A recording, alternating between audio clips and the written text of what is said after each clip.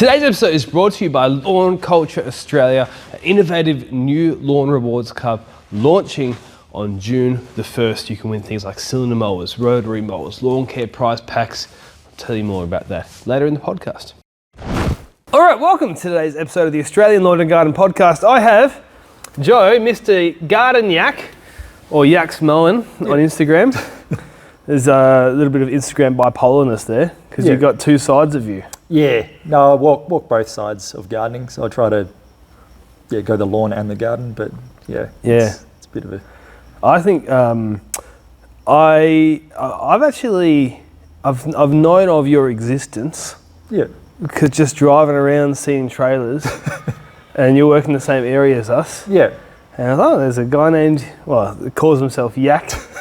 I reckon it's a great name in terms of like, everybody's got just the standard like their name. Yeah. Or there's a couple of like standard formulas to get a good business name. Yeah, it took a while to get the name, which was a bit silly. But like when I was coming up with Yaks Mowing, I was with a mate down the beach. I was lifeguarding down there, and we're trying to work through names, and we kept coming up with like the basic names like Joe's Mowing and all that sort of stuff. And we went through like a whole season of trying to work it out.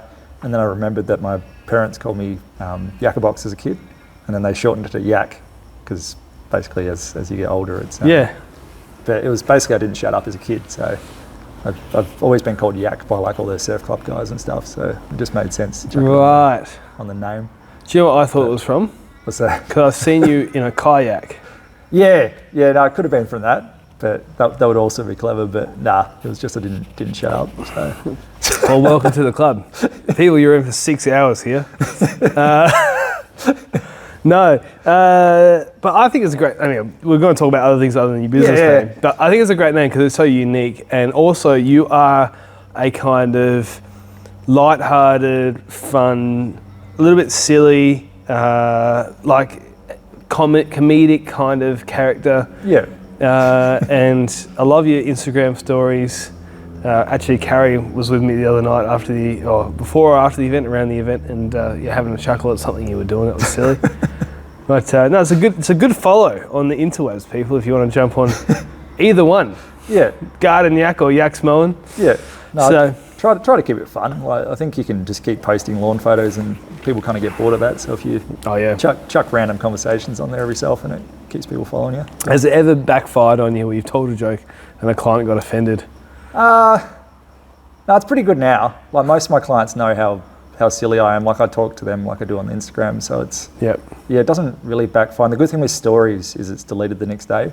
So I think people, like, you just don't think about it too much when you're posting a story, because you're out of people's minds once. If you stuff up, by the time you mow their lawn again, they've forgotten about it already. Yeah. But no, it hasn't. I'm a bit careful with what I say, but yeah, usually it's pretty chill with them. So give me a bit of a story, a breakdown of you. So you've been in the industry for a long time. Yeah. 10 plus years, right? Yeah. And you're kind of having a bit of you kind of evolved a little bit by the sound of it in terms of where your passions lie, and maybe you got into the industry from a practical perspective, but kind of fell in love with it by the sounds of it. Yeah, it was a weird transition. So I started off, I did landscaping on and off every so often for a company called Frogmat from ages ago. Oh yeah. And I started like... I haven't seen them in ages. Yeah, it was ages and ages ago, like this before I started Yaks. And then kind of liked it doing that. And then when I was lifeguarding, I was kind of like, I need something because I was working as a lifeguard for 10 years. And I kind of need something that I can do in winter. And I thought that the growth season was winter because I didn't know anything about lawn. So I started looking at doing lawn mowing. And then, basically after a bit of time, I decided to start it up. But when I said to my parents, I'm going to do lawn mowing, they're like, you're not going to do something straight up like that. And they made me do work for someone. So I ended up working for Jim's Mowing and worked for them for a year. Worked with a guy called Matt, who was really good. He was a horticulturist. Yeah. And he started showing me plants and stuff, and I started liking it a bit more and getting into it a bit more. And then ended up going back to lifeguarding again because that was kind of my passion at that time. Yeah. And then Matt, we sold Matt ended up selling his business and moving somewhere else. Yeah. So that worked for both of us. But then yeah, and then I went into lawn mowing, and I liked lawn mowing for the first kind of 3 years, but then I started seeing more the garden side and really falling in love with like Aussie natives and all that kind of thing. Is it because like the mowing itself got boring, or you just were starting to get drawn to natives? Like I've always I love the mowing aspect, like doing the physical work and then looking back and seeing the transformations and doing it. Like I love doing quality work with my hands, sort of thing. So the mowing's, I've never fallen out of like mowing, but it's just gardening. I kind of just like everything gardening. So I like succulents, I like natives, and the more I look into it, the more, the kind of wild side of gardening is more attractive to me. Like when you plant a plant and a bird comes to it and feeds off it, and then the bees come in and feed off it, and you're actually starting to do something instead of just, oh, this is a lawn that I like to mow all the time and it looks good. You're actually contributing to like kind of nature sort of thing when you start doing gardening. And that's kind of where my passion lies with it. And I know the Kalamunda Gutter Festival. Yeah, I was at the other week. Yeah. That was a good little thing going on there. Yeah, like the shows there just keep poking my mind more into the gardening side of it, because there's always, like the native bee talk the other day was amazing, like to know how many native bees there are around Australia. Like there's thousands and thousands of different ones. Yeah. And then you go into what plants will attract them, and it's like, I don't know, lawn, you can learn lawn, and I love lawn, but gardening side of it, so many little things you can learn with it. Like the blue bandit, for example, if you plant purple flowers, that attracts them more so. Right.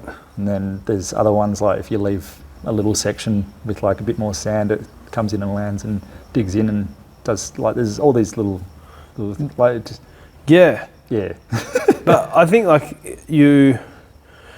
so at my previous house, I had a nice lawn, but I also had a really good kind of diverse garden bed that was kind of inherited from the previous people who were there. Yeah. It was an old house, 50-year-old house.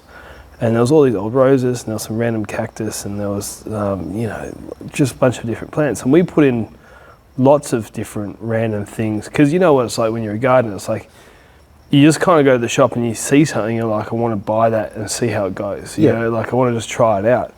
And the more different plants you get, the more flowers you get, you do find like, oh, what the heck is this insect on there? Yeah. Get your Google lens out, check it. That's interesting. Now like you've opened your mind up to something, and you're like, this ball starts rolling and you're like, this is really cool. Yeah. I found it interesting. We talked on this a little bit before, like, I find that there's a certain type of gardening person who's really anti-lawn. Yeah. And I feel like they're kind of turning people off that joy that is, or the exciting part of gardening. Yeah. In the same way that like judgmental vegans or really judgmental religious people turn people off from whatever they're into, Yeah, I think there's a real division, and I found that when I was starting my Instagram up, I was like, I'm going to include my love for native plants into my lawn mowing stuff, and the lawn guys were liking it, but it was like I was talking to a different side, and I think the lawn guys do it the same as well, where they're like, I want to talk about lawn, don't really want you to talk about natives and all the birds coming and all that sort of stuff. But what I've found is, after breaking to both sides of Instagram with my Australia gardening and my Yaks mowing, is the lawn guys have come over and they're watching Australia gardening, and then the garden guys are over watching Yaks mowing. Yep. And both sides actually want to talk to each other and want to integrate with each other, but because there's been such a divide from like chemicals and all that sort of stuff on lawns, I think they've kind of divided, and they want to come back to each other, but we keep pulling it away with like the anti-lawn movement and stuff. It's a silly thing to do. Well, one of the things like I would be interested to ask people who are really hardcore gardening is like, what would you prefer? Would you prefer a golf course or a shopping centre? Yeah. Because if you look at a map of Perth and a lot of these cities, the biggest green spaces are either government parks or golf courses. Yeah. And the golf course that was Glen Iris back in a few years ago, it was let go because the golf course wasn't making any money, and now it's been developed into houses. Yeah. And I look at it and I go, that's a shame, because golf courses have all these big trees, and obviously nice green grass, and I kind of feel like those kind of areas would, on the one hand, be not loved by some of the hardcore garden environmental enthusiasts, right? Because it's a golf course and they're spraying chemicals and they're putting fertilizers down and this and that, whatever. But the real world reality is they don't get knocked down for native parks anymore. Yeah. They get knocked down for shopping centres and new Coles and housing developments. And I don't know, my argument would be that you would have a better environmental output, would that be the word, or result from keeping the big trees and, I think the gardening side's missing that the lawnies are the key to changing. Because basically if you put a native planting area in everyone's garden, so they had like 3 natives, if everyone does that, then you've got like the biggest botanic plant park in the world, in Australia, sort of thing. Yeah. And the key to that is getting lawnies to start planting natives. If you start doing that, then the natives will grow and you'll have more and more wildlife, sort of thing. So I think there's a missing element there where both doing the same thing. Right, Lawn Culture Australia, I told you about them before, but this is a new and exclusive group launching on June the 1st. What is it involving? Well, if you are a member, you get access to weekly and monthly prizes. These are great things like cylinder mowers, rotary mowers, aerators, dethatchers, and we're talking about reputable brands here, not something random off the internet. But not only do you get access to those prizes, well, obviously you're part of a great community, like-minded people. You also get access to personalised education, events like our Hunter Valley event, where they are the name brand sponsor for the event, and also discounts with partner brands on tools and products and things like that. Another benefit though is that they're giving back to Grassroots Sports Club. You can see more information on their website. If this is something that you're interested in, jump on the link below, sign up. I'm really excited by it. And if nothing else, I'll see you at their event in the Hunter Valley with us. I totally agree. And then if you get like some of those lawnies, because I think the gateway drug is actually usually something like a fruit tree or something. Yeah. Oh, I want an orange because everyone loves a sweet orange. I'll plant an orange in my backyard. I go, oh, I'm doing all right with this orange, right? Maybe I'll try something else.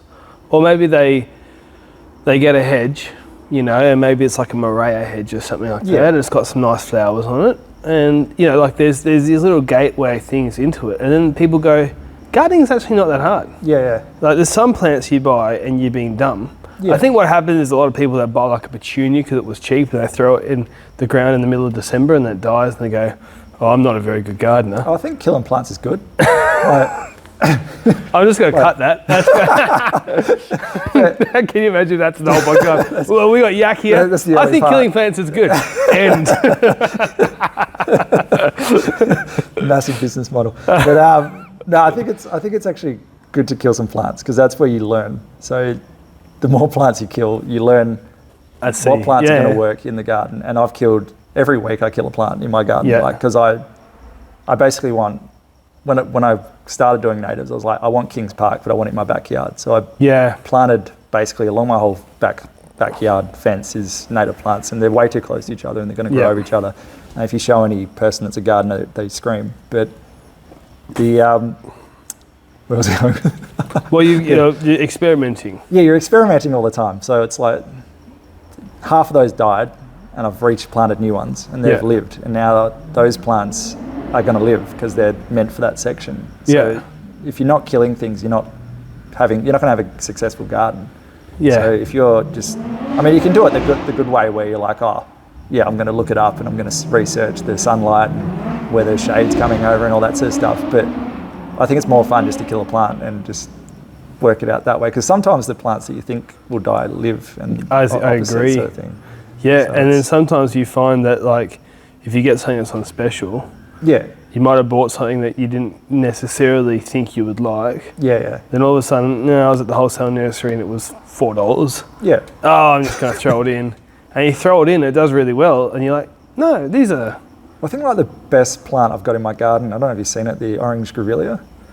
No. Like, I post like every so often, but everyone, I get messages, what is that? And when I bought it, it had a snap stem down the bottom. Right. And when I was buying it, the lady was like, oh, there's a snap stem. It's just, that plant's going to be cactus. So I'm just going to give it to you for free. So I ended up getting this little grevillea for free. Nice. Chucked it in, and I've just been square hedging it constantly. And this year I've just stopped square hedging it, so it's coming out with the... So heaps of flowers, I guess. And it's just cranking flowers. Like there's like probably about 15 grevillea flowers hanging off it and more coming, and it's just like bees everywhere. And that was like it was bound to die, but it's come back, and it's in a shady spot as well. It's behind a what's it called, wattle bush. Yeah. So it's in a shade. It shouldn't be growing, but it's going hard. I love wattles, and I wish that somebody would breed a wattle that flowered for more than 3 weeks. Do you know what I mean? Because wattles are these plants. Yeah. They're like, when they flower, I honestly, like, is there a better floral display? I don't know though, but like the flower's awesome. But I've planted it in a stupid spot in the front of the yard, and it was because I live on like a T section. I planted there because I wanted something if a car loses control, flies into the wattle instead of my window. Because my bedroom's up the front. Wattle. Yeah, so here's my safety shield. But I really like the I usually go for the flowers. I'm always like, oh, I like that flower, I'll get that plant.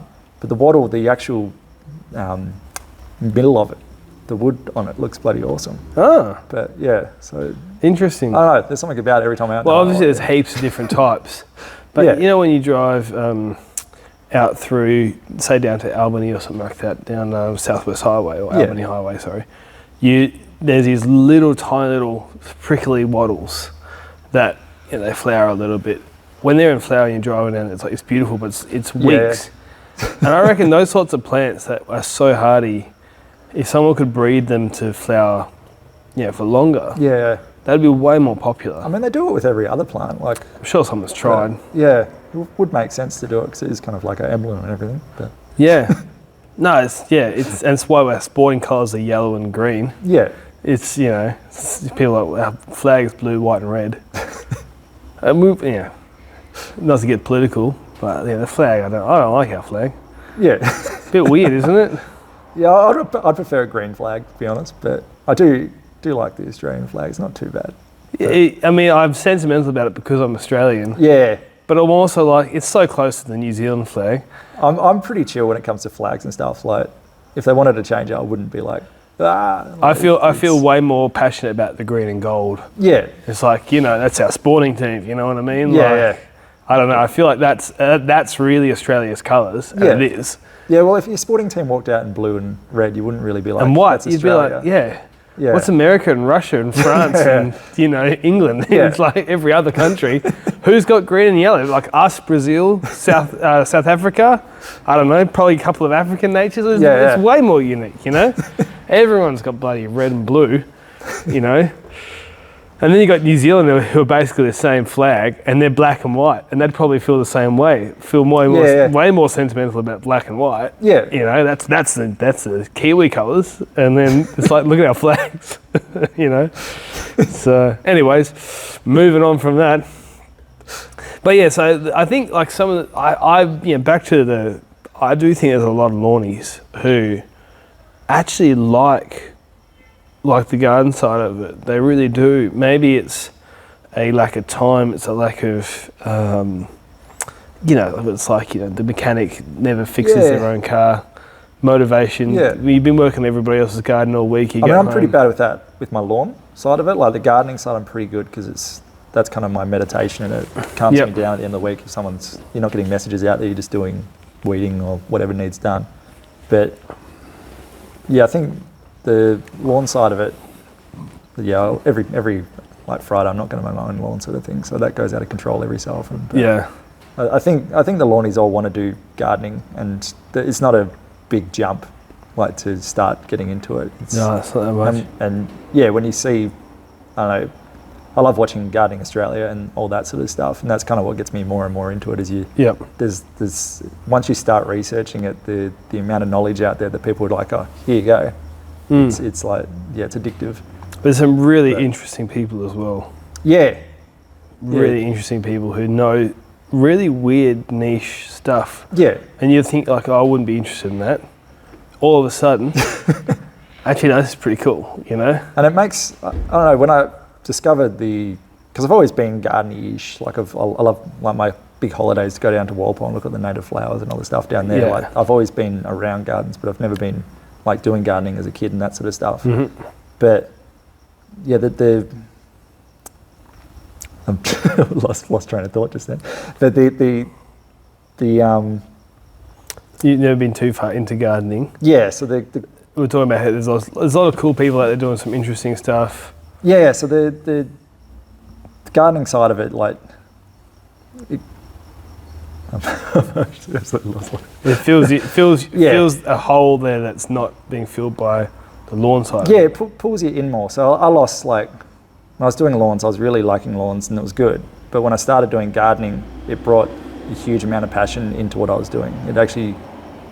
It gave a reason to what I was doing, because people can go out, they can enjoy their lawn, they can enjoy the garden, and when you do their lawn, they can look at their garden. You know what I mean? Where if it's overgrown and horrible, you're not going to go out there and enjoy nature. Yeah. Where when you start getting into the native plants and stuff like that, it gives a reason to be out looking at your lawn. You don't have to just stand there looking at your lawn proud. You can actually go out, you sit on your lawn, put a little yoga mat out, watch the birds come in. The other day the galahs came in and landed on my water fountain sort of thing, and that sort of thing. It's like... There's more purpose to it. Yeah, and then, yeah, nature pulls you into it sort of thing. So when you start looking more into the nature side of it, like what's coming, that's... Yeah, I agree. And then you add a fruit tree or something in there. Yeah. Some herbs. I'm just diving into that now. So like I've started my veggie patch and the worm farm and the compost, and yeah, the worms are pretty fun to do. I did a podcast yesterday with a lady named Emma who works. So it's not out yet. Yeah. It'll be out before yours. So everyone listening to this will hopefully watch it. And she's like a fruit tree specialist. Yeah. And it was a very interesting conversation because, I mean, it's one of those things you could talk about for days, right? But like there's all these, they spend all this time breeding these new dwarf varieties and it makes so much sense. But then we were even looking at she told me about these columnum apple trees. I'd never heard about them before, which are like very tall, skinny apple trees. Yeah. And they're not more than a foot wide and they're still making plenty of apples. All right. And there was a photo of them, say, maybe 1.5 metres high, I don't know, something like this. All right. And there was maybe 6 of them in a row. Yeah. And they all had about 10 apples on them. Because you see the one Costa posted the other day with there was a lady, she only had like a side alleyway sort of thing. No. And she planted like, I think it was like 6 fruit trees along. Yeah. And they were just going bananas. And all she was doing was every time they got too big, she just cut them back down again. And it's kind of where the lawnies are good in being gardeners, because we've all got the tools.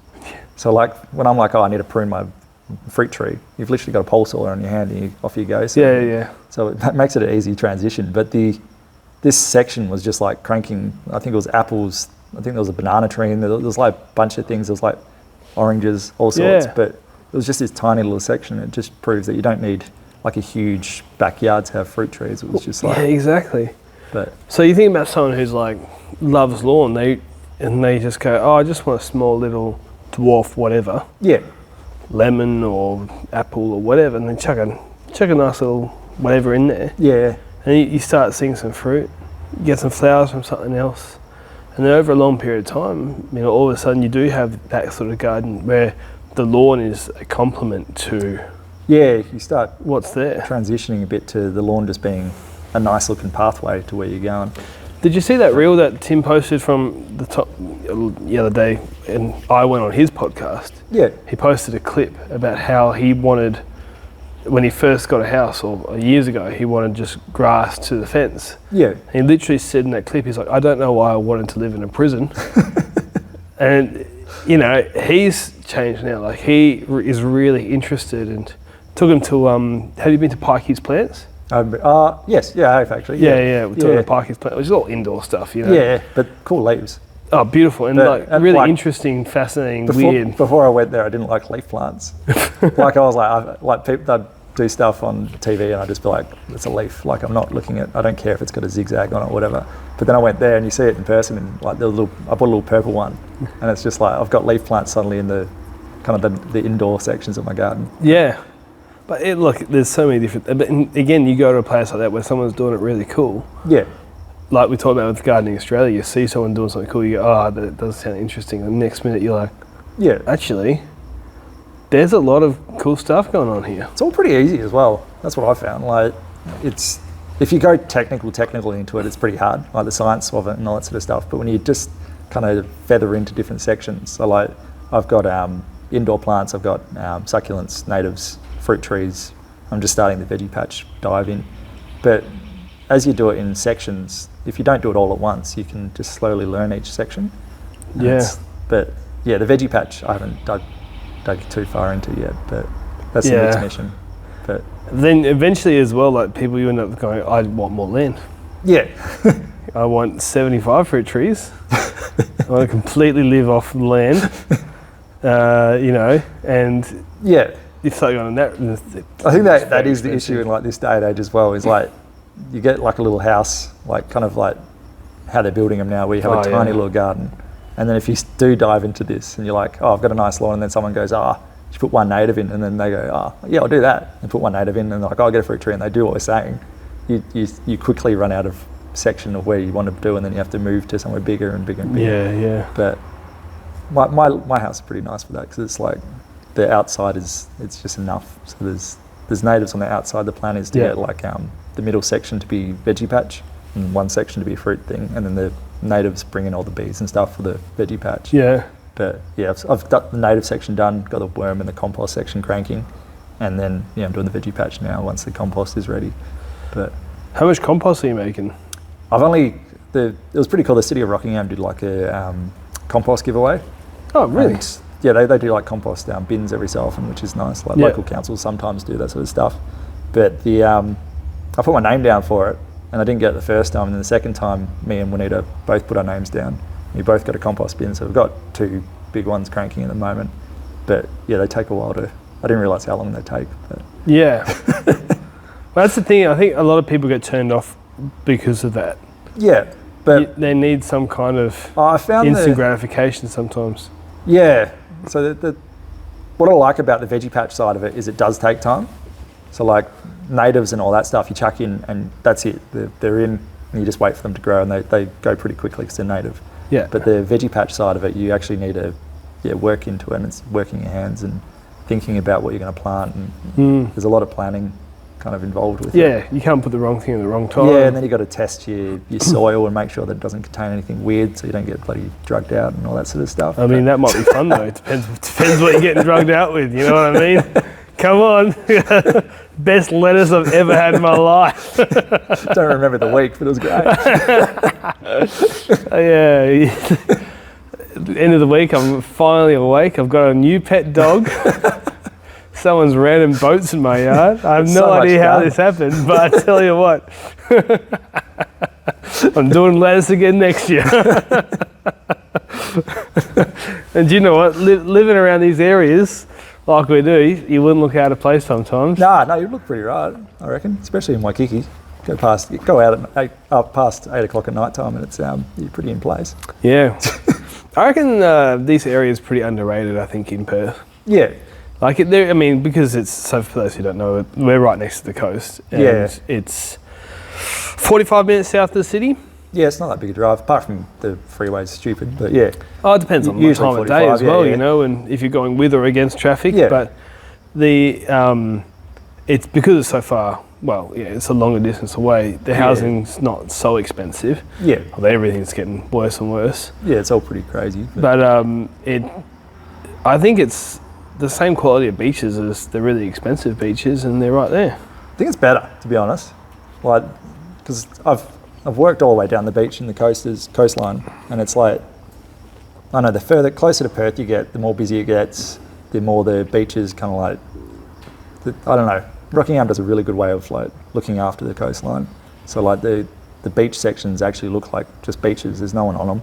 You just walk around, enjoy like a swim and that. And you got like where you go to Perth and like City Beach, it's just like everywhere. There's people everywhere. Way too busy. Cottleslow's busy, and then you can't find a place to park on a Saturday. But like Point Perrin, although that is getting a lot more busy, there's that like just going there, getting a cupcake, walking around.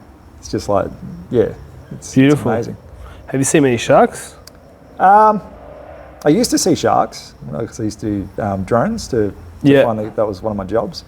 But they're pretty chill. Like there's not that many sharks. A lot of hammerheads and stuff. Yeah, like Point Perrin's got a school of hammerheads that hang out the end there. Yep. But the actual, like when I'm paddling and stuff, I've never seen a shark. I see a lot of dolphins, seals, all that sort of stuff. Yeah. But yeah, sharks are pretty chill. Like they got a bad rap. Yeah. Some hungry boys out there have ruined. They're like the vegans. Yeah. A couple of sharks have ruined it for the rest of it. Well, they had a stupid year. Like they just kept attacking. They did actually a while ago. Yeah. And they got a really bad rap for it. But in statistics, like it's pretty chill. Like I think it's a terrifying way to die. That's why it gets in the news. My mate said the best one for that. They said you either die and you die because your shark bites you, you're just gone, right? Yeah. Or you survive it, you write a book and you get rich. Like it is a bad way to. All right, well that's the end of the podcast. We're going to the beach. Let's go get some money. No, I think a crocodile would be worse to die with. But oh yeah, no doubt. Crocodile would roll you. Yeah, like slowly losing your limbs, not ideal. What would be the worst animal in Australia to die from? Oh, it'd be one of those snakes that boils your bloody blood, or makes you have this agonising 15-minute long death. Yeah, I think blue ring octopus would be pretty bad. Something like that. Because you get bitten by that, you got 20 minutes until your heart stops, and then your body starts shutting down, and then you've got to keep being resussed for an hour. Just enough time for one last scroll of Instagram, I reckon. Yeah. That's what I do that last 20 minutes. Yeah. Call it the local KFC, please. One more zinger box. I need it. I've got 20 minutes. Oh, gee. Can you imagine if someone actually did that? No, it's I could actually, but yeah. We're joking about it, but yeah, it would cross their mind. Mate. But no, it was sort of, I think it was a picture or something, or a story of someone who had found a blue ring octopus in their pocket or something like that. Or I had a chick come over to me when I was at Penguin Island, and she walked up, she's like, oh, check what I got. And she had it literally in her hand, and all the circles were going, because they do like a warning to be like, I'm angry. It was cranking, and I was just like, you need to put that down. You have to sit here for like an hour until we make sure that you're fine. But because the problem with those, you get bitten, you don't know. And then you just... Oh, don't you? Well, sometimes, because it's like a little... All it is their beak. So they just give you a pinch. You don't know the poison's in you, and then suddenly you're like fighting for your life. But she was fine, though. Yeah, because they're so small and and there's heaps threatening. of them. Like I went for a swim on the sandbar there, and there was one just chilling on the sandbar, just vibing. Yeah, mate. So, they're the ones that, like, when people are like, what are you scared of when you're in the ocean? It's like, blue ring octopus. It's like, if I step on one of those, or a cobbler. I don't want to step on a cobbler. No, I don't want to step on that either. Yeah, well, on the flip side, being a gardener, I've gotten very comfortable with spiders. Yeah, no, spiders pretty chill. I still hate them, but you get to a point where like you just walk through so many spider webs that you start your career, concrete fighting, and and then 5 years in, you just walk through it, it's still hanging off your face. Whatever. Yeah, I think it chills you out. Like, I walk through like orb spiders and stuff now when I'm going to the backyard. There's this one lady that had like orb spiders, and she didn't clean the side alley of a thing when you go at the back, and there was just hundreds of orb spiders. And they do get. Used to kind of duck under and get through it, but one day I just forgot at the end and got one smacked on my face and all over me. But you get used to it. So I had a guy who worked for me for 2 days, who had apparently put one. He told me this story. Okay, so but he said that somebody was like, "I'll give you $20 to put this in your mouth." He's like, "Done." And put an orb spider. Put an orb spider in his mouth. Just picked it up, put it in his mouth, left it in his mouth, and opened it up, put it back out again. Got $20, and I was like, "Mate, I just don't understand why." Yeah, no, yeah, there's certain things I'd do, and yeah, putting a spider in my mouth probably, even a non-poisonous one's a bit how you going. Mate, I actually remember another employee now. We're at Rockingham Tip. Yeah. And we had done a pruning job for somebody who, no spiders involved in this story. But I had a young fellow who was about 16, 17, working the school holidays with me. And you know how you get those sort of rootstock lemons that are like 80% the white, what's it called, pith or whatever? Yeah. And then, you know, a tiny little bit of fruit in the middle. So we're pruning this tree back and everything, and there was a lot of fruit off it, but it was all rubbish fruit. Yeah. And this young kid was like, oh, it seems like a shame to throw all this fruit out. And I was like, oh, it won't be very good fruit, you know? He was like, really? It's like, you know, should I try? And I was like, mate, you can go for it, mate. And I was like, mate, if you want to eat one, I'll pay you $5 if you can eat one in less than a minute. And obviously because he was 16, he was like, yeah, sweet, you know? And so gave it a crack, and mate, it was worth the $5 in the entertainment of just seeing this kid really try. He got it. I paid him in the end. But yeah, it was bitter. And the face told the story. I don't know, man. But yeah, I get, like, you know, spiders not so much of a worry anymore. Yeah. There's a lot of them in buffalo lawns at certain times of the year, you know, coming out when you're doing the whipping. Oh, especially the little whitetails and stuff. I was telling Juanita about the other day how they just like run. They hear the lawnmower and they just pop up, and there's just hundreds of them just running around. And like, but you sit on the lawn and no one bites you. So it's like, you kind of learn that they're not actually out there to get you. No, they're not. You just have to do something stupid. Like putting it in your mouth. Yeah, my dad did similar. Did he? But, well, he did it twice. He got redback bite twice, and both times he was like getting the redback cobwebs with a broom, and then flicking at the end and landed on his foot and bit him. Yeah. And then like 2 years later, he did the exact same thing again. So, yeah. Did you meet my granddad at the event the other night? I saw him. I didn't see him, but that's say hi sort of thing. But his brother, he's passed away now, I believe. But he told me this story about how his brother didn't go to hospital until he was like 74 or something, like in his entire life. Yeah. Never went to the doctor, never went to hospital or anything like that. But when he was an infant, his mum found a redback in his mouth that had been chewed. Oh, far out. So it was a dead redback. Yeah. So it was like this kid. Did he get powers from it or not really? That's what we think. Yeah.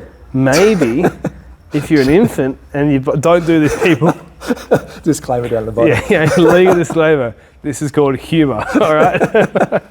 But no, that was the joke. The joke was like, if you, maybe the cure to all disease is to bite a redback spider, but it's a coin toss because at that age, could be the end. You know what I mean? But is it worth the risk? Would you do it? Would you 50-50 risk with your kids? Immortality or immediate death? I mean, it's a quick way to do it, I suppose. Like, they haven't lived too long. They won't remember it. Yeah. Oh, mate. Goes off the rails a bit sometimes. I don't know, the conspiracy theorist in me thinks that there's probably some sort of, I don't know, maybe there is some sort of cure like that, you know? Yeah, just instant. That the globalists want to keep from us, Joe. Yeah, make the redbacks seem dangerous, but they're not really. They're just trying to help us. Yeah, the deadliest snakes in the world are actually, you know, great. And they solve all the cancer issues. Again, people, humour. Yeah. Don't go getting eaten by one. Don't go get bitten by snakes. No, have you seen many snakes working? No, I get blue-tongued lizards scaring the shit out of me all the time. Yeah. Like, constantly. Like I had this one, I was doing like a block clear and I had the Honda out and I had the top, the catcher out. And like, I was going along and I heard like the I was like, oh no, what have I done? And this blue tongue literally went through the lawnmower, came on the other side, and I like looked around it, it was fine. I don't know how, but... I've had the opposite of that. Oh, you've had the bits? So I was working, I had the guy working for me, he was with morals on the whipper. Yeah. And I was whipping, and then came across a disemboweled lizard. Yeah. It probably was a blue tongue, might have been a bobtail. But, anyway, but it... Sorry, I meant bobtail, the little brown dudes. But anyway, I was like, I said, mate, like, did you notice? He's like, no, I just thought it was a stick or something. Yeah. Felt really sad for it. It's just sitting there chilling its life, and then Oh, the worst ones are when they like you're whippersnipping and you're doing like long block clears, and then they just stick their head out. So you just have this triangle face looking at you, hissing at you. Yeah. And they don't back down either. So you just like, they're probably the most I see. I don't really see snakes too much because I'm revving it too much. But yeah, I've never seen a snake whilst working. We did have one guy who killed one on the job. Okay. Which I was a bit, I was upset at him for a few different reasons because he was a very careless person to start with. It was a dugite, which is like deadly, and I was like, you're not, like they were whippersnipping and like out in Bad Ibis, you know, like a rural block, and one I was like, why? Yeah. You know, because it's second, like for your own safety, why? And thirdly, that's what I get people like, oh, I'll go hit it with a shovel. It's like, what if you get bitten? Exactly. You know, and then finally, like, did you talk to the homeowner? You know, but anyway, no, it was an old geezer who wanted it gone, and apparently, you know, the guy who was working for us was like excited by the chance to wrestle a snake. Oh, but no, as a from a health and safety standpoint, I was like, mate, please. Yeah, I had to rush one of my clients to hospital once. I was out in Mundajong, and we were doing like the because I used to go out there and there was like a big farm. Yeah. So I just do that for a whole day. I don't usually go out there, but it was a whole day with the job. So I was doing the ride on, and he's like, come over and he's like, oh, I've been bitten by a snake, and he was clearing like wood, and he's got bitten. He's about 80 years old. Oh no. So yeah, we wrapped him up with the snake kit stuff, and then headed down to the hospital. But he was fine. But apparently the baby ones, the adult ones can control their inject sometimes. So the baby ones have no control. So if they bite you, pretty much got the venom in you. But if the adult ones can actually work out if you're actually a threat or if they want to kill you. Yeah. So he ended up, it stabbed him, but it didn't actually inject anything into him. That's good. So yeah, that was handy. There's some weird stuff that happens with elderly, when we're a lawnmower man. Yeah. Elderly people need random help sometimes, eh? Yeah. No, I think, like I have a lot of elderly clients, and they're probably my favourite because they come out, they talk to you, they give you advice and all that stuff. They forget how much you charge, you fleece them for extra cash. Just take some stuff when you're sorry, we're recording. Oh mate, I just really feel my whole strategy. but no, they do ask for random help, and I think if you give it to them, it usually takes like 5 minutes. And you've made their day sort of thing. But yeah, I did once have a client who was losing it, and it was very. I remember she'd been with us for years, right? Yeah. And it was a job that we were undercharging for. But it was one of those things where she was close to 90, and you just feel like it's not, I'll take a hit on this job. Do you know what I mean? Like, it's not worth raising for this one. And so I'm still doing this job, and I believe it was an $80 job out near you actually in Waikiki. And so I'm doing this job, and the lady comes to the front door. She was paying cash. Yeah. And she gave me $160 because she was convinced that she hadn't paid me last time. But we have an invoicing system which we mark our payments and blah, blah, blah. And she definitely had paid last time. And so I had this conversation with her, and she would not let me go without taking the money. And so I was like, what do I do? So anyways, I took the money, and then I told the admin lady, I was like, oh, she's paid twice, just mark the next one down as paid. And next time I rocked up, she went to pay. I was like, oh, no, you paid last time. Yeah. She's like, oh, okay. I was like, mate, no wonder people take advantage of these people, because, it's, in those sorts of situations, it's, you know what I mean? Like, it's if easy. You don't have a guilty conscience, if you don't have morals. Sort of thing, but if that stuff happens, my brain goes too much. So, what's the weirdest thing that's ever happened to you as a lawn mowing contractor? Weirdest. I'd have to say there's this stoner, and he came out and he was doing it. He was really paranoid sort of thing while I was there, and he's like, oh, man, and he was being really weird. And then as he was paying me, he gave me a bloody cup full of weed. He's like, oh, here you go. And I don't know, that was the weirdest kind of interaction. How did you handle it? Well, he was freaking me out because he was like really sketchy kind of dude. So I ended up taking it and throwing it out in the bin. But before I threw it out in the bin, I needed a new battery. So I actually went to a battery shop, and it's in the car. The guy's showed you my battery, and he sees it. He just like freaked out.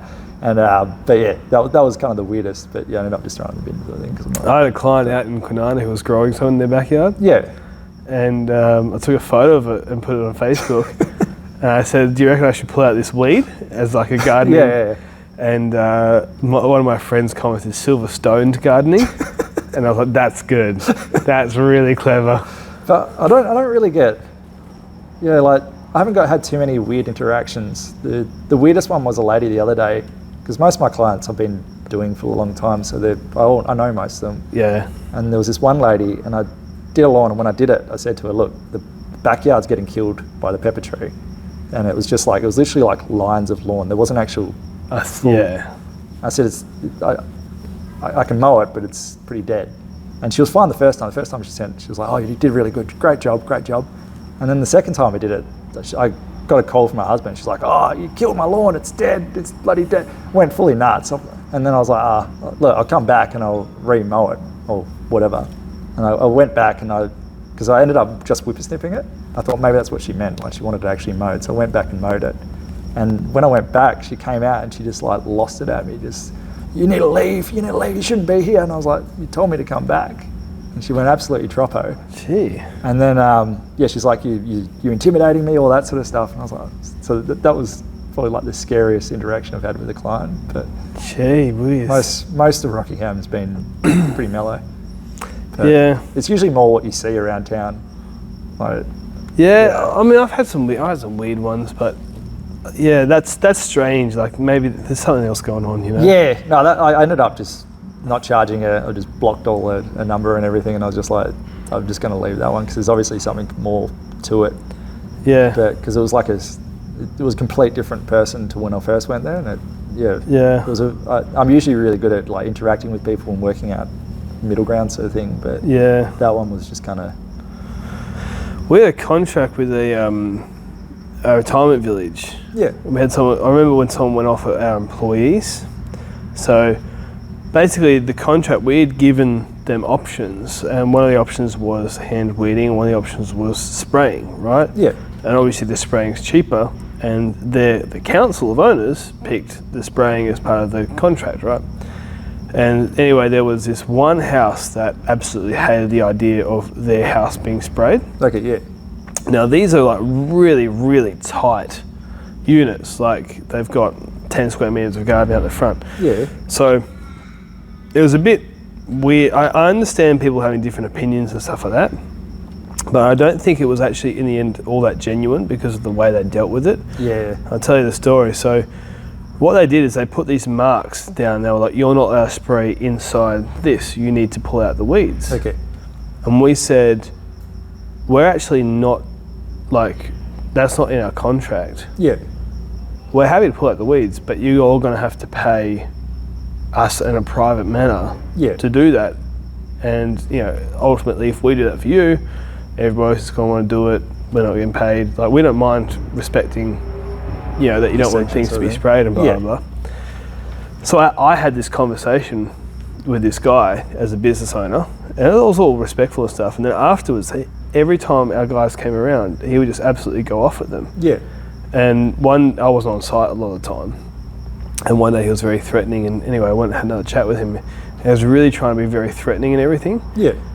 And just stood my ground. I was like, because, I'm going to, like sue you, take you to court and all that sort of stuff, and all that sort. And I was like, okay, no worries, and just go for it. Yeah, I had similar with lady down the beachfront. There was an olive tree, and the spot he put it was a stupid spot. Like a neighbour put it there, and the olive tree was next to her driveway.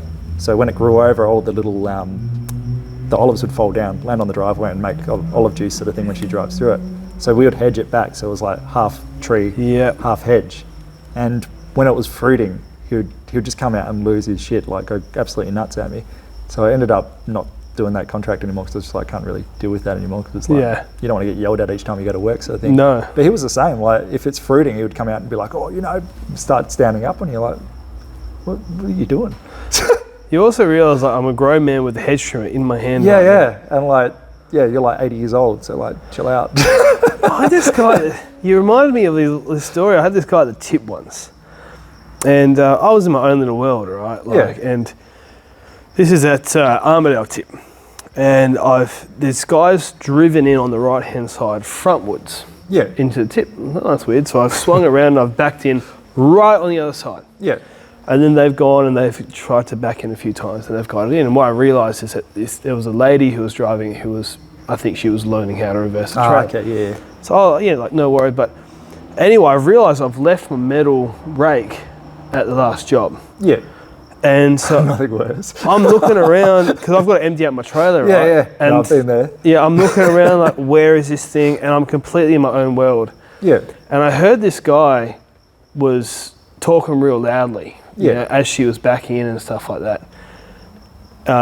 There's a bit of swearing or whatever, but I wasn't paying attention because I lost my rake. And all I had was a 3-pronged hoe, you know what I mean? And like that's the closest thing I had to a rake. That's a bloody long time unloading. It is a long time. I had a garden fork as well, but Yeah, I've done it once with a shoe. That was fun, yeah. So, but I'm distracted. Yeah, and you lost your best rake. Like that's a horrible thing. Like, which job did I leave it at? Where am I driving straight after this? So anyway, so I turn around and this guy, he's been talking real loud the whole time. He's talking at me. Yeah. And he's standing in my trailer and he's swearing at me. And I'm not tall. Yeah. Right? This guy probably comes up to my chin. Right? So he's quite short. Yeah. Right? And he's probably 50. And I was probably 22, 23. Yeah. And I was really fit and healthy back then. I was doing a lot of like long distance cycling and all that sort of stuff, right?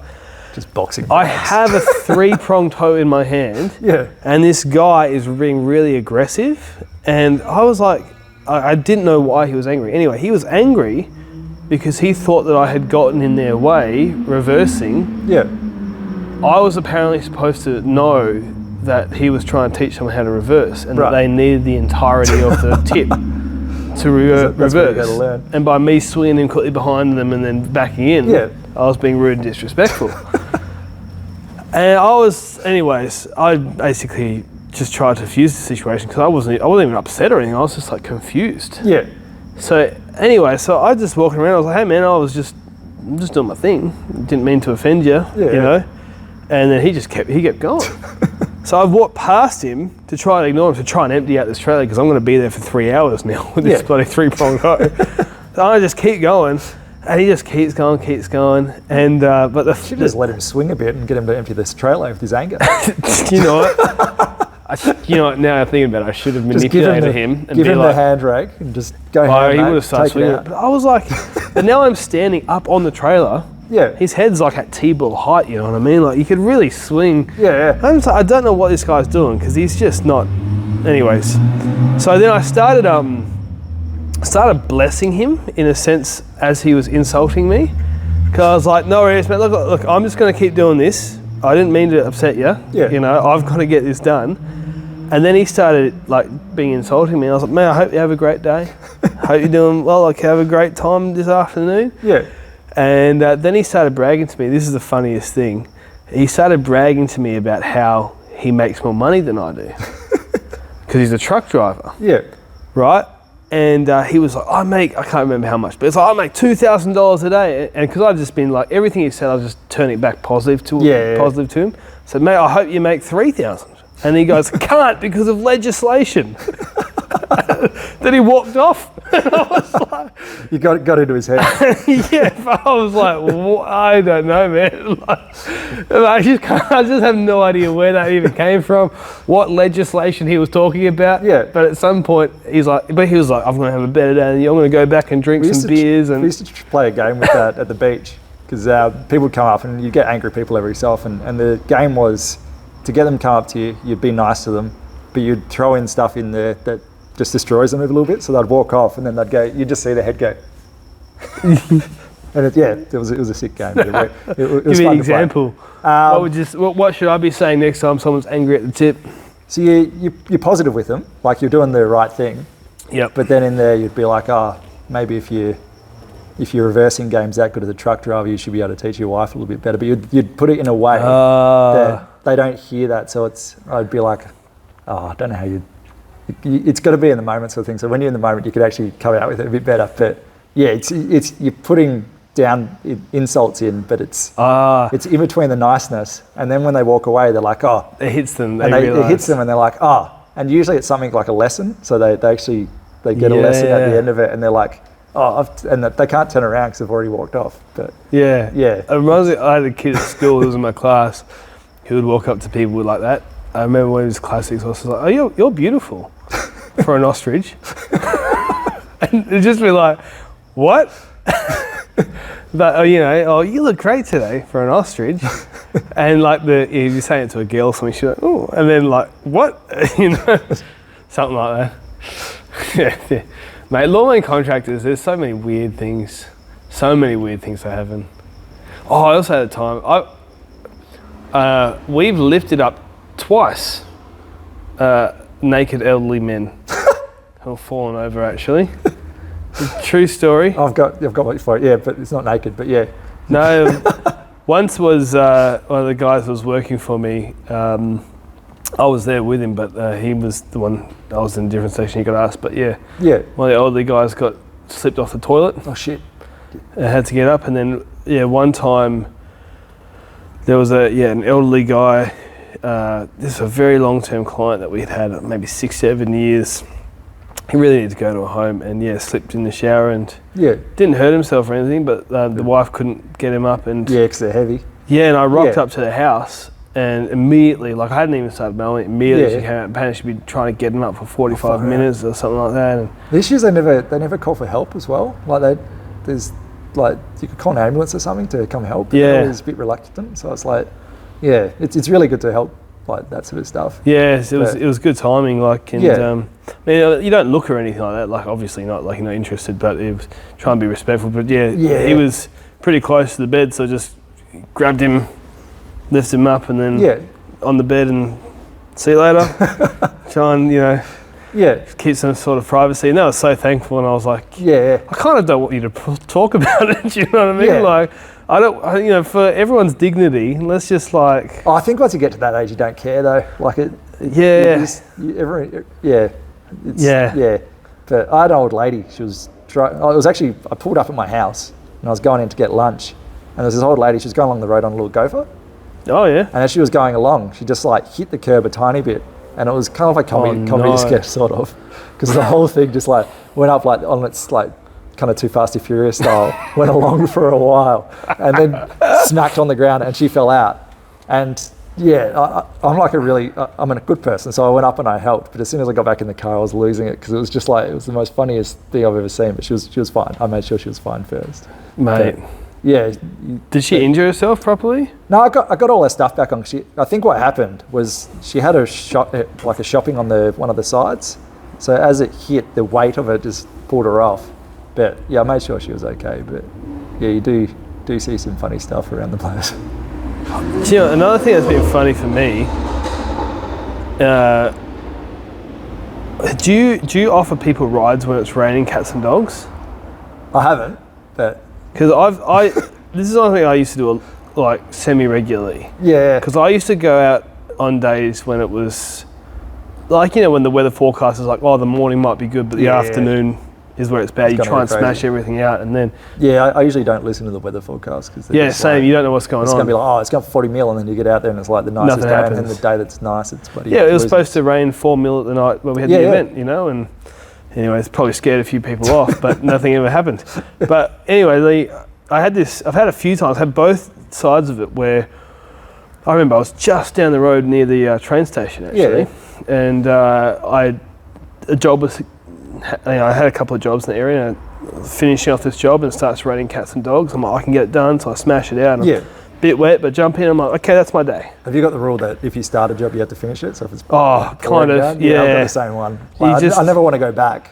So it was a small front yard too. But I remember I got a bit wet, but I had my rain jacket on and stuff. And so anyway, I walk around, and there's this old lady. I reckon she's probably 65. Yeah. Right, and she's walking to the bus stop. Yeah. And she's in the road. Yeah. Right, and she has her umbrella so close she can't see what's going on. Yeah. Right, it is raining hard. So I pull up around her and I give her a little honk because she can't even see me. Yeah. And I'm like, come in. So she gets in, and I'm like, where are you going? She's like, oh, the train station. It was like 3 minutes away, right? Yeah. I'm like, oh, I'll just take you, because she was going to the bus to get to it. And she was like, are you sure? I was like, yeah. So I just take her, and I'm on my way home anyway. Yeah. Not a big deal at all. And she was so thankful and all sort of stuff. Had this other time, this chick was probably younger than me, I reckon 23. Yeah. I might have been 27. Yeah. Same thing. I'm driving around. She doesn't have an umbrella, and she's just like running, trying to get out. And I'm there. I'm like, I honk. I'm like, hey, do you want to jump in? Yeah. And she's like offended, like I'm a rapist or something. Yeah. You got to be careful. And I'm just like, oh, okay, fine. Like, Yeah, I found that like being a nice guy can just sometimes turn on you so quickly. Yeah. Like that sort of thing. Like if you're pulling up and they're a bit younger or something, it's But I think the thing with that is, if you're that person, if you're a nice guy, always do it. So like I always hold a door open. Sometimes like women or blokes as well get offended that you're holding the door open, like, oh, why'd you hold it open for me? I think you're hitting on them. And The big burly blokes are like, oh, mate. Especially when I'm winking at the same time, it's not good. Unbuttoning your shirt. To show on the flower. But I think it's, if you're a nice person, you should just continue to be a nice person. So if it's on them if they want to take it the wrong way or whatever. But it does disincentivize nice trying. Doesn't it? You know. It does, but it doesn't at the same time. Like, you just got to take it on the chin sometimes. That some people they're freaked out by that stuff. But have you ever been tempted to do a free mow Friday kind of thing like Tim does? I've done a few on YouTube, but I don't know. Like the market's kind of saturated now, isn't it? There's a billion and one people doing it. I was doing it ages ago, and it annoys me that I didn't start doing that when I started. Because when I started, I just got the worst jobs. Like all the mows I was doing. Oh, we all did. Yeah, like it was just overgrown. It was like Tim's videos all the time. It was like every day. That was what I was cranking.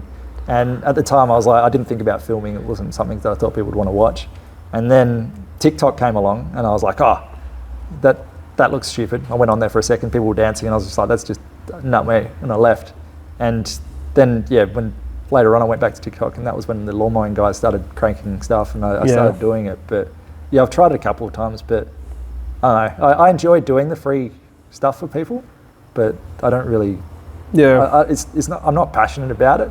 If you know what I mean? Like I like it, but I'd prefer to kind of teach people how to garden, and that's kind of my niche, where make it fun, because like Australia gardening's most of my following's younger people, our age sort of thing. Yeah. And I don't think there's many people out there targeting like our age group. It's all kind of I 100% agree. Oldies, and that kind of stops people from gardening, because they go, if I go to a festival or something, it's always people that are older than me. So you feel a bit out of it. Yeah, and that's what I think. That's one of the reasons why I started the podcast. Yeah. Because like I listen to, like, say for example, Graham Ross or something like that. Yeah. You know, or Sabrina Hahn and those sort of question answer podcasts where people call in, and it's not really the style that this generation wants. Yeah, like people will listen to this and they'll listen all the way through to us rambling about stories, and they'll be like, "Oh, I relate," and you know, they can pick bits out of it. Where I think that's like everything. It's like all of marketing has changed, and Facebook did that as well, where marketing was like, here's a lawnmower, buy this lawnmower. This is a great lawnmower. It's really, it cuts really well. It does this, it does that. And now it's more, when you start a page to sell lawnmowers, you're actually starting a page to sell yourself. Yeah. So it's like an actual person instead. Yeah. So like Yaks Mowing, if people think about Yaks Mowing, they're not thinking of like a lawnmower man. They're thinking of what I do.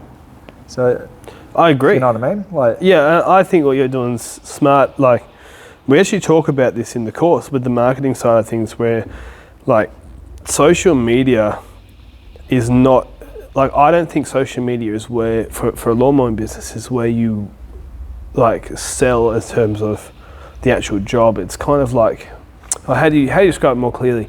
You're not going to win many clients through social media as its own strategy, but your social media will push somebody over the line. Yeah. Like if you go and say someone's like, oh, they're looking you up and they get recommended, and then they jump on your social media and they see a human being who has a sense of humour. Yeah. To certain people, especially when you've got, like I said, grown men with chainsaws and whippersnippers coming into your house, someone who presents themselves like you, relaxed, upbeat. Yeah.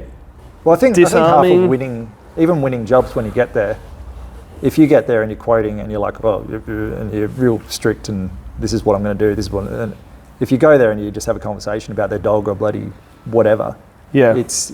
they're thinking of a person. They want you to come because you're a nice person and they want to support you, sort of thing. Instead of, oh, there's a guy that mows the lawn. He comes every so often and does it. They're like, oh, that's Joe. We had a chat last time.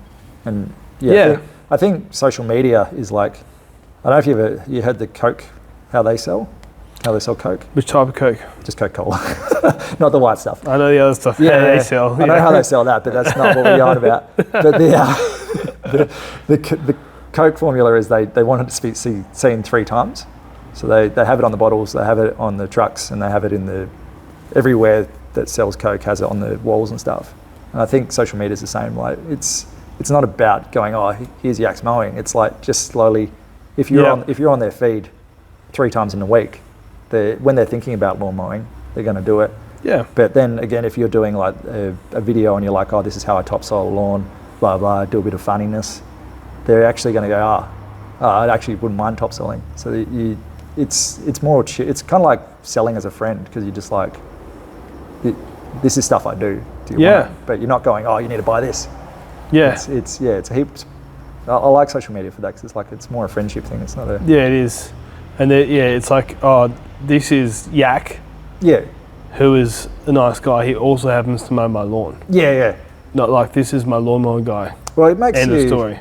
Because Yaks Mowing, I've always tried to have it as more of a service. So you deconstruct what you do. If you don't do this, you quickly will get out of the lawn business, because you're like, I don't know, I just mow lawns. Yeah. Where if you deconstruct and you're like, oh, I'm doing a lawn for a doctor, I'm doing a lawn for a veterinary clinic, I'm doing it for a client that can no longer walk, sort of thing, you actually start seeing that you're part of a community, and it's like, makes your business a lot more wider. Yeah. And this kind of what makes me enjoy lawn mowing more, is you're actually doing it for a cause. Like there's clients like, I won't say her name, but she's 100 years old. Cheryl? No. It was actually very close. Was it? Yeah. I got a stab in the dark. Can you imagine if I got it? And you'd be like, how the hell did you get that? That was like, yeah. But I know that like Cheryl and like names like that, you never picture on like a young person. It's always like an old lady. Yeah. But I don't know how they get to being an old lady. But yeah. And her name was something like Jessica, but when you got 80, it became It must just change, name change. Yeah, what's the story? But if she didn't have me and this other bloke and the cleaner, she would be no longer able to live at her house, sort of thing, because everything would go gangbusters and she wouldn't be able to clean and she wouldn't be able to do. Yeah. But she's been able to live to 100 and she's at the house still, and that's because of like an average lawn mowing service. So I think when you start looking at what we do, there's a deeper meaning than just like the grass is now shorter. Yeah. So that's like, we went on about gardening before, and that's the plants and stuff and the nature and all that stuff. That's what pulls me to that. But the lawn mowing side's more my giving back to the community anyway. So like 100%. With Tim's stuff, I really like Tim's stuff. I like Nathan's stuff as well. But yeah, my business, I don't know if I can ever jump to just being free. No. I think that ship has sailed for most people. Yeah. And even Tim, like if you look what Tim's doing, I've had plenty of chats with him where he's sort of not worried, but like wise to the fact that it could be a fad, you know. Oh, I think it's gone long enough now that it's not. I think he's well established enough. Nathan's well established enough. Yeah. But that's why he's doing more of the vlogs, and that's why he's doing more of the turf and tool stuff. I think stuff. with that stuff, like I'm not giving Tim advice because he's obviously got a bigger following than I do. He's got a big following just about everybody. But I think with that stuff, it's about constantly evolving it to doing different stuff. So like when you watch Nathan's stuff, he's not just doing lawns and gardens anymore. He's like the other day he was mowing a park. He was in the middle of a highway, and it's about. I found that with the gardening stuff is you got to branch every so often. You can't just keep doing the same stuff. But yeah, I think they both do it very well, like the way they're doing it. I think they will be fine, but I think new people trying to come in, it's you got to have a point of difference, and that's really hard. Sean does a great job from Blade Mate too, but other than that, I think you have to really, really want that to be your thing. Like, I think that's the issue. Is a lot of us, like I do it and I'm start doing it, and I'm like Australia gardening. I'm like, oh, I really want to post videos because I want to teach people how to garden. I want to get people motivated to do this because I want like the bees to start being bigger populations and actually contributing to helping that and getting young people into something that can help with their mental health. And I'm really passionate about that. But when I start doing lawn mowing videos, I'm like, oh, I want to do free mow Fridays and stuff. It's just not me. What about free bee Fridays? I was actually thinking about something like that. But well, here's something that I thought about doing this. Yeah. When we had a team, not the bee stuff, a different strategy, but it might work where I was thinking about putting $6 per crew leader aside every day. Okay. For them to be generous to the clients. That's good. And the reason why is that, like, when you're a crew leader, you don't know when you were working for us, right? Yeah. You didn't know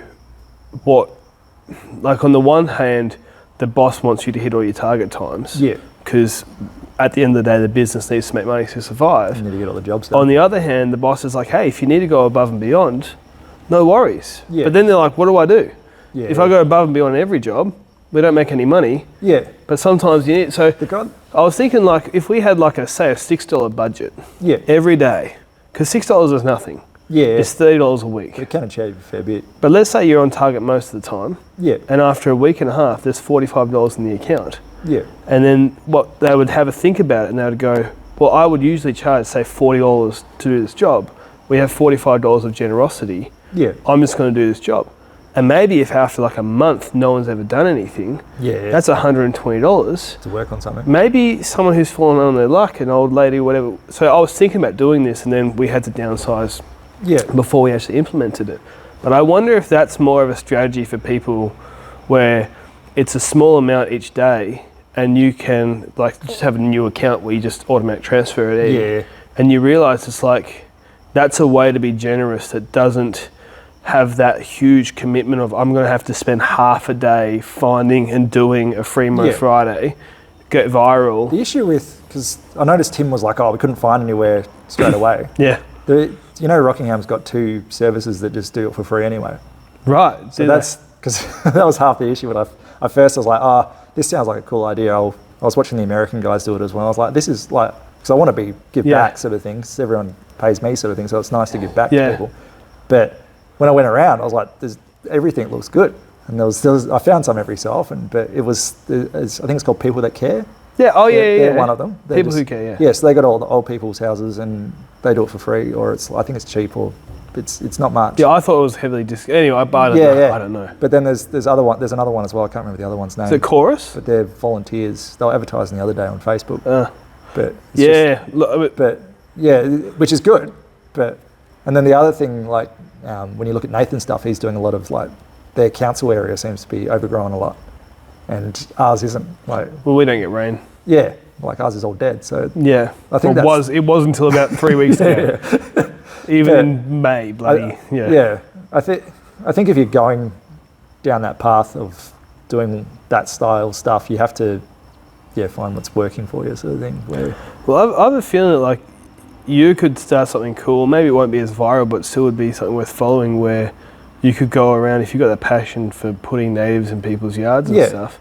Maybe there's a yard that you notice for a client or whatever, and if you built up some little transfer system or whatever. Because like $6 is a coffee these days. And usually what I do with clients is I don't actively say, I'm giving you free stuff, but when I'm doing regular clients and they're constantly regular, I will generally add something. So like, if it's like an elderly client and they've got nice roses and they haven't been pruned for a while, I'll just be like, I'll just do the roses for you, sort of thing. Like there's little tiny jobs you can do. Or Scott, I used to have a guy work for me that was my brother-in-law, and he used to, which a lot of people, I look back now, I'm like, because I don't really like sprays anymore, but he used to just round up the paths. And it was just like little tiny things that people get home and they're just like, the weeds have died in the path as well. Like, you don't have to go crazy with it. But the $6 idea is a really good idea. Cause it's just something like that where it's like, it seems really manageable, but you kind of forget, that it's happening, and then maybe after 2 weeks you're like, there's $60 in there. And maybe I'll charge $60 to do this, and so I'm just going to do it. Because the cafes used to do that as well. Well, they still do, where they do I don't know if you've seen it in America, where they pay forward. So it's kind of similar to that, where you're paying for the guy behind you, sort of thing. But it's something so small, but makes someone's day. And I think that creates a level of meaning to the job as well, because it does get sometimes with mowing, and Askey's right at the beginning where I was like, is it because you got bored of mowing? Because it does get to a point where if all you're doing is mowing the same 100 clients and none of them want to do an improvement project, and so they kind of look the same every year, and you're just starting getting out of control, you get demotivated. But you know, but that's where content kind of, because Tim at the end of the podcast said it as well, it helped him get through a bad place, the content making, and it actually pushes you to do, like when I mow, instead of just mowing, that's what, like I do it on stuff that's not overgrown, so it doesn't get many views, but you're still planning on where you're going to film it, and there's still, what am I going to write in the caption, what am I going to do for the hashtags, so your whole day is no longer, I'm going to mow a lawn, it's now, how am I going to film this so it looks cool, what music I'm going to add to it. And I don't know, like my stuff doesn't go as crazy as theirs, but it's like, it changes the whole dynamic of your job. Like I really enjoy content creating, so it's even though I'm more passionate about the gardening side of it, like I can talk for days and days for Australia Gardening and do funny content for that and stuff. The lawn side is frothing it during the week. I agree, and I found like with this tour and then doing the podcast, like this is technically a job what I'm doing right now. But it's not. Easiest thing since sliced bread. And you know, the easiest thing since sliced bread doesn't make any sense. Does take a lot of time though. It does, but you know, like we've got, and we're slowly getting to the point where we're actually going to make some money off it and get some sponsors and stuff like that. And, I mean, it only took 100 episodes, man. Like, no time at all. They do say it takes a fair while. It does, but I do. You know, you started doing it because you love it, and then you know, as people have heard me say on the podcast before, it's like the money side of it has to exist for the sake of it to go forward. Otherwise, at some point, you're sacrificing family time and all that sort of stuff to do this. Anyway, so it's getting to a point where like it is going to be sustainable. But it's also like, it's a different type of work than what I do in the business and actually mowing the lawns and all that sort of stuff. And so it's really refreshing. And even like doing this tour, like I've been working crazy hours, you know, especially like the lead up to the event and stuff, like, you know, midnight finishes pretty much every day. And but it's like, it's not that difficult because it's really exciting. Well, if you're enjoying something, like, I know it's like a bit cliche, but they say if you're enjoying something, you don't work a day in your life sort of thing.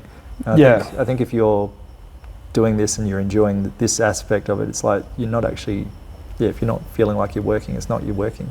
But it's definitely, it's a different thing. I know what you're saying. It's not you're going to the office and you're slaving away for 8 hours a day sort of thing. It's like you're working towards a goal, and you know what that goal is, and you know what that looks like, and it gives you something to kind of shift your focus to instead of just totally working. One of the things I found as well is, I thought about this a lot, where when you're working for yourself, you have this end goal that you're looking for. You can handle harder tasks and more challenging seasons, I think, because the reward is more. You hear some people who are working for somebody else and it's like they hate their job to start with, but a lot of it's probably coming down to the fact that, you know, it's kind of, maybe it's a bit of a dead-end job, and you know, like you just talking about the content stuff, you can see, oh look, if I get this content right, then I love making it, maybe people will find it motivating and interesting and they're educational and all, then, you know, maybe one day after 100 episodes, like you'll start making some money off it, and you can step back from the tools, and then as you get older, maybe you can make some, you know, transition to a less physical role. And, like, people think about, and then you go, oh, this is all, it's a way different mindset from a small business owner than I go to work at 8 and I leave at 5 and I have a half an hour lunch break, and Susie's a gossip and Tim's a bit of a jerk, and you know that I'm working with, and the traffic's a nightmare, and I get home exhausted after 8.5 hours or whatever it is, and you know, whereas you know, there's a different level of motivation, even though the same hours are being done, it's way more fulfilling. It's really easy to poke it as well. So like when you do feel down and you're like, oh, you know, I feel like I'm just slogging it out all week, you can look at different directions within your business. So like I'll listen to a podcast, for example, and someone will be like, oh, I do this, and it changes your whole dynamic, like your $6 a week thing. Yeah. So then you start focusing on that. $6 a day, mate. $6 a day, sorry. $6 a day is going to take a long Yeah, time to do $6 a anything week's not gonna- meaningful. Yeah, but you know what I mean? Like you get new things added to your business and then you try to add those into it. And your business usually stays semi the same most of the time. But if you start adding little things to it every so often, even if you're not doing it. So like I've got a bunch of plans for Yaks Mowing that I'm like, oh, I want to make it sustainable. I want to get electric gear eventually. I want to do, once that gets to a point that I feel that it's doing stuff. But it's, when you can keep adding to it, I think that's the difference between working for someone and not. Because if you're working for someone, you can't go, oh, that looks like a cool idea. Can we add this? Because you've got to go through your boss, you've got to go through the next guy, and then they've got to come to a meeting and work it out, and then they'll probably just say no anyway. And it just, I feel that. No, I agree. You're kind of in control completely. But we're going to wrap this up in a second, but one more thing that's cool to tell you is I found a guy on the internet the other day who was apparently the first carbon neutral lawn and garden business in the country. Right. Yeah. So he's electric and solar on the roof of the trailer or something? Yeah, that kind of stuff. And I messaged him and they had to get some carbon credits through stuff, but they really focused it. And it wasn't like a claim in terms of like, oh, we just said it. They actually had a business look over it. And so I'm wanting to get him on the podcast one day. That'd be awesome. Because that's an interesting thing. It's not something that I'm like necessarily myself motivated to do. Yeah. But I still really respect that somebody else. Yeah. Because I do find on the internet people like, oh, blah, blah, blah, about the environment or whatever. Yeah. And then they drive their Land Cruiser home. Yeah. You know, and you're like, mate, come on. Like, someone who's doing it, I'm like, no, that's cool. Yeah, I think, like with sustainability stuff, like I was raving on about the cups. I don't know if you've seen that. Yeah, coffee cups. And I'm terrible for it. So like, there was people in the comments that are like, oh, you know, you probably drank that in the week sort of thing. I was like, yeah, I did. Like, I'm terrible at using these cups, and that's why I'm like, nah, companies need to fix this, not me. Because if they can fix it, then I'll drink home compostable stuff. And then I'll give some context for people. You put a video out that you found that compost cups for coffee aren't home compostable. It's a different thing. They're commercial compostable. And then being commercial compostable, they actually have to go in a bin to go be composted commercially, but no one uses the bin. And Rockingham Council actually says just put it in the red bin. So you chuck it in the red bin and then it goes to the tip, and the tip doesn't actually get to the level of heat that can compost it. So you just end up with waste. So it's just at the end of the day, it's well intentioned, but it's not being actioned. But so it ends up in the same companies, place. They weren't trying to be sketchy with it. They weren't trying to hide it. Like when I talked to them, they weren't like, "Oh no, we are compostable." They were like, "No, don't put that in your bin." But some of them, with that, is like there's a couple of brands. I'm not going to say them, but they're working towards Cheryl. Cheryl's doing compostable cups. She's at 100? Yeah, she's just still going. She just wants to work. but no, they've come out with a home compostable cup. I've said that way too many times now. But they actually can go on your home compost, but it's still got plastic in it, but they're also working on non-plastic ones. Yeah. So I think small business, and that's big business, like the cups, they're selling ridiculous amounts each week sort of thing, but small business has a chance to go, oh, this is cool to do this. Yeah. So if we do it as small contractors, the big contractors get pressured by the public, and then everyone sees that we're starting to change to sustainability, and then the politicians go, oh, that's cool, that's how I get votes. And then they start changing their policy as well. So I think you can start a ripple effect as a small business. And that's why I kind of go, I really wish I could go down that path. But at the moment I look at it and it's like, it's not quite there yet. No, it's going to go slower than what we would like, I think. Yeah.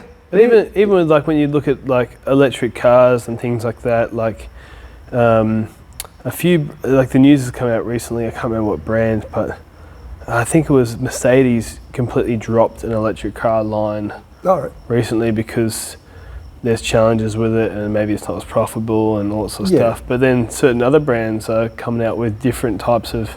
Yeah, it's like hydrogen and stuff like that. Yeah, like, and even like Formula One's moving towards like sustainable fuels, and there's all these different answers. And anyways, I don't know the answers to it, but it is cool to bring it back to full circle that someone's actually worked out how to do a net zero gardening 100%. Business. Yeah, I was actually thinking about it. I was wondering, like, I would think that a lot of gardening businesses, if you just included the fact that their work is on plants that remove things carbon from the atmosphere. Yeah, like grass and stuff. Like even grass pulls stuff from the atmosphere. That's what like when people go against grass, it's like you're cooling the planet still. Yeah. So it's yes, you're putting, but if you're using organic stuff in it, you're not actually, you're not using bad stuff. And if you just go, I don't mind a bit of weeds on it, don't spray it or anything, then you're not doing anything really too bad. But you're cooling the planet. It's actually creating oxygen still. It does the same as a tree. So yeah, I don't think. But I also find it's like back to what we've talked about with the golf course. In the real world, a lot of people replace their grass with paving, AstroTurf, right? And on the tier, it'd be like, the number one tier would be an ecologically diverse native garden with a bunch of, things like homes to attract native bees, like we were talking about before, and maybe a pond and whatever. Okay, that's the top, right? The goal point, Yeah. But if you had someone who liked lawn, I'd still take that over AstroTurf. Yeah. Any day of the week. And you've also got like we said before, you've got an in. So like if they're liking their lawn and I go to their garden, like their house, and I say, look, this is a grevillea, for example, like the basic native. If they put one in, that's already affecting everything. Right. And they get pretty big, some of them. Yeah, but that's where I think we could change everything still, is you just need to put a couple in. You don't need to crank it, and you just need to get lawnies to go, oh yeah, I'll chuck a couple of natives in. And you need people to go, this is the natives you should put in your area. There's no point just going, I'm going to put natives in because there's so many. North Queensland. But if you go online, humid forest plants. Yeah. They're natives. Can't tell me they're not. Well, there's a couple I've got, and I'm just like, oh, this is really cool. I'll put this here. And I've chucked in, like my backyard's got things from Darwin bloody everywhere. It's not, there's a small percentage of Rockingham plants in there. But I think if we, as gardeners, if you wanted to get the lawnies to actually start doing what you want them to do, you would just go, guys, just plant one of these. This will feed this. Like, if you plant that in your thing, you're going to have the red cockatoos come in, which in Rockingham, they've been decimated because there's no, what they're called, Banksia bushes. They've been knocked down. So chuck some Banksias up. Yeah. Or, you know what I mean? Like, I really hate the no lawn movement. Like, it's a silly thing. No, I agree. A lot of those people are ripe for a bit of more interest, a bit more colour. Yeah. Show them some insects. Show them the stuff that Mel is doing at Rewilding Suburbia. Like Mel's crazy for it. Like, you look at her like. Did you see I liked bugs before I watched her stuff. Yeah. But when I started watching her stuff, I was like, holy, like the blue bandit is like now completely on my radar, because I'm just like, I need more of those. And this year I actually got some, which was really cool. Did you see the shirt she wore when she came on the podcast? No, I missed it. She got a custom shirt made that was FUBK lawn. A B is in like the actual B. Yeah. So I think she said funk lawn. And that's what I think. She really likes it. It's funky. No, she knows my opinion and stuff. But I think what she's doing is really attracting people in to look closer at the insects. Yeah. Then be like, oh, these are cool. I think the way she does it as well, like when she's doing the videos, is with a phone. Like, if you haven't watched her stuff, she basically has a micro camera, and she puts it on the end of the phone, and then she takes snaps, which I've tried and I can't do at all because they're so fast. But the way she does it is like, I'm doing this, and now I'm going to show you guys how to do it as well. You can do it with your phone. You just buy this little tiny thing, chuck it on, go ham. It's like, now people are interested in bugs. And then once they're interested in those bugs, obviously it goes along the garden. Next minute. But yeah. If, like you said, if every single lawn area, you cut out a little bit and you put 2-3 native plants in there that were the right for the area, and everybody around had them all the same, I think that's a way better solution than trying to say, oh, you shouldn't have lawn at all. Yeah. Because you'll turn off a bunch of people, and overall, I think you'll get way more native plants en masse. Yeah. By that method. And at the end of the day, if you look at the botanic gardens, like all of them have lawn. And if you think about Australia's lifestyle, even though we've made smaller properties for the people to get more profit and less lawn, you still want to have somewhere, like the other day I had Lily, my daughter, out, and we were just walking around the garden. You still want to be able to walk around your garden. Like, you can't just have a native garden in your property, you know what I mean? You're not going to enjoy it. Where if you have a lawn that goes in between That's where it needs to be like 50-50, because then you can enjoy it as well. It's not. I feel as well, like if somebody, now we're like getting really in the weeds, but like if you had, say, a lawn. Yeah. And you had all your natives around it, yeah, cool. But some people have like twice as many natives, but maybe put paths in. Yeah. I'd way prefer to walk on the lawn. Yeah. Lawn's probably better for the environment than the path. Yeah, especially if you like, because that's the thing, you can do it organically. Like, you don't have to have the golf course lawn. Like, What? I mean, I won't say that around here. No, I agree. I don't try and sell people on having a golf course lawn. Yeah, and so if you want a golf course lawn, they come to us and they ask us anyway. Yeah, and I think that's where the anti-lawn movement's going. Is they're like, oh, you guys put all chemicals in and you spray it every week and you kill all the bees and you do. It's like, well, no. If you look at like Rockingham, for example, most of my clients don't want sprays. Like they know that it kills the bees. So like most clients and it depends how you're spraying and what you're spraying. Yeah, and how, it's definitely how you're spraying. Like if you're spraying on the flower, you're an idiot.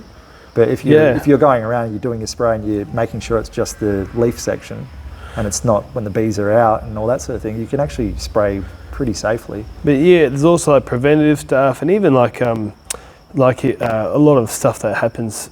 A lot of the success you have, with preventing weeds is just by regular mowing. Yeah. You know, and like I think if people, like when I, at my previous house, my lawn was like really schmick. Yeah. And we didn't apply that many products because I was mowing it pretty much every day. Yeah.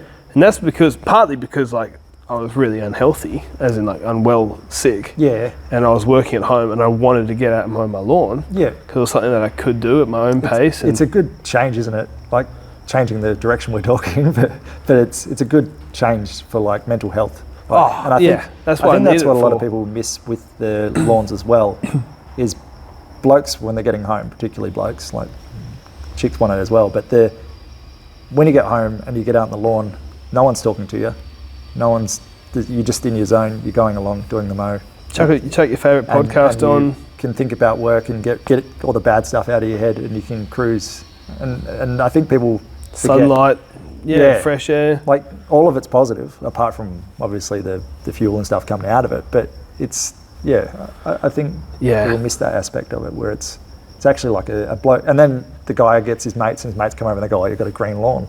Like it is a mental. You're right. There's a mental health value to it. Because a few weeks back, I got a bad back, and it set my mental health really bad. And all that was bringing me back to normal standard was I was walking around, I was just watering my plants. And that's all I could do. Yeah, I can totally understand. And it just changed your whole kind of day, sort of thing. And I feel as well, like again, if you go back to like what's the realistic? Because that's where I try and come from. Like I think a few native plants in a garden is a realistic goal for people. Let's say you had a guy who had lawn as his hobby. Yeah. What other hobbies do guys usually have? Motorbikes. Yeah. Fishing. Like. Yeah, a lot of taking movement. but then it's like, I mean, cars. Yeah. Golf. Video games. It sounds like the lawn's probably one of the better ones for the environment. Yeah. As in, like, I mean, like, there's some idiots out there who are over-applying, but what actually happens if you go down the path of, like, being really nerdy and really down the path, people end up getting, like, organic products, and they end up going, like, oh, I don't want to spend too much money, because if I put too much nitrogen on my lawn, I'm going to get thatching up anyway, and I don't want to, I don't want to vertimow it all the time if I don't have to, and you think about, like, you were talking about petrol, the bloody boats use a freaking ton of petrol compared to a mower ever will, you know what I mean? There's definitely a lot more worse things a person can be doing. Yeah, so I just what I'm getting at is, and same with like the chemicals or whatever, where it's like, oh, okay, I'm going to go wash my car and then just some of it's just detergent, that wouldn't really matter, but like I'm going to, I don't know, put some chemicals and clean something with something harsh, I don't know. Yeah. And it's like, because I don't know why, but there's like no one's targeting dirt bike riders for their, the petrol that they're using. Yeah. But then someone mows their lawn and someone's got upset at it. I think it's because they're in the target range. So they're not thinking about petrol motorbike guys. So when they're searching Instagram, basically lawn stuff's coming up as well. I reckon that's what's And then they're like, oh, I'll target these guys. So what you mean is right like next to it. Yeah, they're like gardens. So Yeah. Instagram's going to recommend them garden-like content. Yeah, and then they're like, why is, I don't know, I don't want to target Tim, but why is Tim the Lawnmower Man getting millions of views? They could be talking about, how you can get these native bees in, or how you can get this bird to come land here. Yeah. They could be, and then they go through a spiral where instead of that, if you looked at it and you went, nah, these guys are still doing lawns, how do we just change their brain a bit? It would be a lot easier. I think that's with a lot of things with Facebook and Instagram. It's like, most of the time it's people that are arguing, they're on the same team. But I think on that note, mate, we'll keep talking forever, but thanks for coming on. That was good. You got a cold hand. You really need to go home. But yeah, anyways, and everybody else, go follow Yak. Well, your channels are... So I'm a bit strange. I've got Yaks Mowing and Garden Care, which is on Instagram and Facebook. Underscores or anything, or just write out as it is? It's underscore on Instagram, I think on TikTok as well. But on the other ones, it's just, if you search Yaks Mowing, it'll come up. And then there's Garden Yak, which is the same. It's got a little underscore in the thing, but it's Stray Gardening on Facebook. But I'll tag you. Yeah, it's probably better. Follow that. And everybody else, I'll see you in the next podcast. Hey guys, Shane here from Lawn Culture Australia. It is a lawn rewards club where you go in the draw to win both weekly and monthly prizes. Prizes consist of lawn care packs, cylinder mowers, rotary mowers, aerators, dethatchers and power equipment bundles. All things lawn care, all from reputable brands. It's not just about the prizes either. As well as the giveaways, you have access to partners discounts, personalised lawn education, invites to exclusive events, plus you'll be part of giving back to grassroots sports. This is not just for experienced lawn experts. Novice to fanatics, our club is for everyone. It's about getting outside and enjoying your lawn and being part of a supportive community. So come on, let's grow together. Join Lawn Culture Australia today.